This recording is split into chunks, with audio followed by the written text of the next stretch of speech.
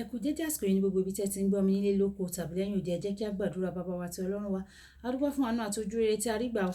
A dúpẹ́ nítorí pé ẹ jẹ́ kí a rí ọjọ́ kìíní nínú oṣù kẹjọ. A dúpẹ́ nítorí ọ̀pọ̀ òjò rọ̀ ilẹ̀ fi mu, ṣùgbọ́n ẹ fi àánú dá wa sí.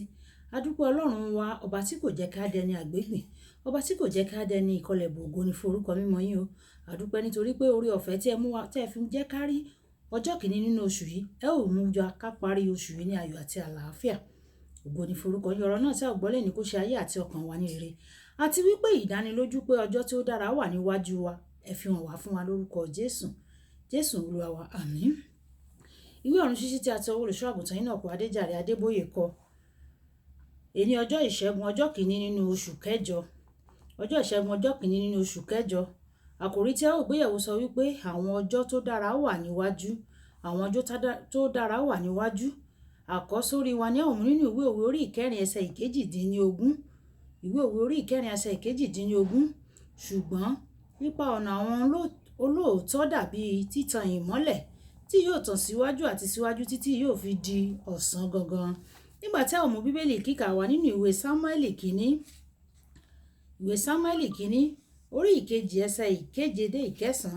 Ìwé Sámúẹ́lì kìíní orí ìkejì ẹsẹ̀ ìkeje dé ìkẹsàn, tí ó kà báyìí pé Olúwa sọ di tálákà, ó sì sọ di ọlọ́rọ̀, ó rẹ̀ sílẹ̀, ó sì gbé sókè. Ó gbé tálákà sókè láti inú erùpẹ̀ wá, ó gbé alágbe sókè láti orí ààtàn wá, láti kó wọn jọ pẹ̀lú àwọn ọmọ aládé, láti mú wọn jogún ìtẹ́ ògo, nítorí pé ọ̀wọ́n ayé ti Olúwa ni, ó sì ń gbé ayé ka orí wọn. Yóò pa ẹsẹ̀ àwọn ènìyàn mímọ́ rẹ̀ mọ́ o. Àwọn ènìyàn búburú ni yóò dákẹ́ ní òkùnkùn. Nípa agbára kò sí òkùnkùn tí yóò borí. Olúwa kó bùkún kíkà àti gbígbọ́ rẹ̀ ọ̀rọ̀ rẹ̀. Wàyí ẹ tẹ́tí bẹ̀rẹ̀ jẹ́ láti gbọ́ ohun tí olùṣọ́ àgùntàn Enoch Adeboye ní fún wa ní èní ọjọ́ ìṣẹ́gun. Bí ó ti wù kí o wà ní ilẹ̀ tó nísinsìnyí, ìrètí sì ń bẹ fún ọjọ́ ọ̀la tí ó dára fún ọ. Mo ti rí bí Ọlọ́run ṣe ń gbé àwọn ènìyàn láti inú ẹrọ̀fọ̀ tí ó sì mú wọn lọ sí orí òkè téńté. Yálà o gbàgbọ́ tàbí o ò gbàgbọ́, yóò ṣe bẹ́ẹ̀ fún ọ gẹ́gẹ́ fún ìwọ náà ní orúkọ Jésù. Àmín. Ìtàn mi jẹ́ ẹ̀rí fún èyí o. Mo fi ẹsẹ̀ lásán rìn fún ọdún 18 àkọ́kọ́ ayé mi. Mi ò lè gbàgbé ọdún tí mo parí ní ilé ìwé ẹ̀kọ́ girama mi. Ọjọ́ pínpín ẹ̀bùn ń bọ̀ lọ́nà o. Ó sì yẹ kí n mú ọ̀pọ̀lọpọ̀ ẹ̀bùn lọ sílé. Àwa tí a wà ní ipò àṣekágbá ni a ní láti wọ ṣòkòtò aláwọ̀ funfun àti bàtà, ṣùgbọ́n mi ò ní ṣòkòtò funfun, n kò ní dúdú, bẹ́ẹ̀ ni n kò ní pupa. Ní ti bàtà, mi ò tilẹ̀ ní ọ̀kan ṣoṣo. Mo bẹ̀rẹ̀ sí ní sọkún. Ọlọ́run, ó mọ̀ pé mi ò sì ní ṣòkòtò kankan. Kí ni ìdí rẹ̀ tí o wá fi jẹ́ kí n jẹ́ ọ̀kan nínú àwọn tí yóò gba ẹ̀bùn yìí o? Lọ́jọ́ kan, ọmọkùnrin kan ní yàrá ẹ̀gbẹ́ ọ̀dọ̀ mi, ó ní kí n ran òun lọ́wọ́ láti mú ọ̀kan nínú àwọn ṣòkòtò 6 rẹ̀ tí ó yẹ láti wọ̀ fún ayẹyẹ náà. Mo ràn án lọ́wọ́ láti mú ọ̀kan. Mo sì wí pé, ó mọ̀ wípé mi ò tilẹ̀ ní ọ̀kan láti wọ̀. Ó wá dáhùn wípé, mú kan bẹ́ẹ̀. Ó sọ bẹ́ẹ̀ bí ó tilẹ̀ jẹ́ pé ṣòkòtò náà tóbi gan-an.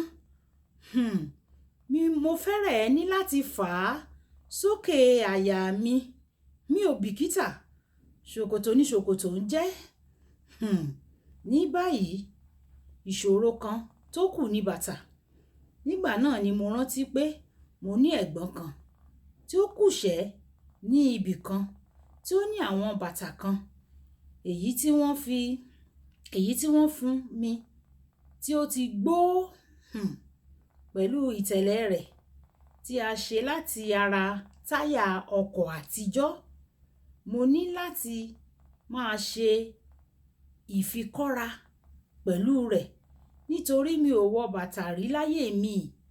Ẹ̀wẹ̀, nígbà tí ọjọ́ pínpín ẹ̀bùn dé, mo ní ṣòkòtò àti bàtà láti wọ̀ lọ sí òde náà. Kódà bí tìrẹ bá tún burú ju tèmi lọ, bí ìtàn rẹ bá burú ju èyí tí mo ṣe ní àpèjúwe fún ẹ yìí lọ, mo fi dá ọ lójú pé Ọlọ́run tó gbé mi sókè lè ṣe irú nǹkan náà fún ìwọ náà pàápàá. Àwọn ọjọ́ tó dára ń bọ̀ ní iwájú rẹ bí o bá gbẹ́kẹ̀lé Ọlọ́run tí o sì kó gbogbo rẹ̀ sí i ní ọwọ́. Mo gbọ́dọ̀ sọ pé Ọlọ́run kò kàn gbé mi sókè nítorí wípé ó wù ú láti ṣe bẹ́ẹ̀ lásán. Ó ṣe é láti fi ògo rẹ̀ hàn. Ó wípé nígbà tí ìmọ́lẹ̀ rẹ̀ bá mọ́lẹ̀ níwájú àwọn ènìyàn, ẹ̀rí yìí ń bẹ kí wọ́n bá lè yin bàbá wa tí ń bẹ lọ́run lógo. Ìwé Mátíù orí 5 ẹsẹ̀ 16. Bí o bá fi ayé rẹ jì láti máa yin Ọlọ́run lógo tí o kò sì tijú láíláí láti fi ògo fún ohunkóhun tí o bá gbé ṣe, yóò gbé ọ sókè kódà ju bí o ti lérò lọ. Àwọn ọjọ́ tó dára wà níwájú rẹ o, ní orúkọ Jésù. Kókó ọ̀rọ̀: ẹnikẹ́ni tí ó bá ṣetán láti yin Ọlọ́run lógo pẹ̀lú ayé rẹ̀ yóò ní ìrírí ìgbésókè láti ọ̀run wá. Kì í dùn kó pọ̀, ṣókí lọbẹ̀ oge. Olúwabùkọ́lá Ayako ni ó ka ohun ṣíṣí tèmi. Nígbà tí àwọn máa pàdé ní ọ̀la, a kú oṣù tuntun o. Á tù wá lára lórúkọ Jésù. Ó dàbọ̀.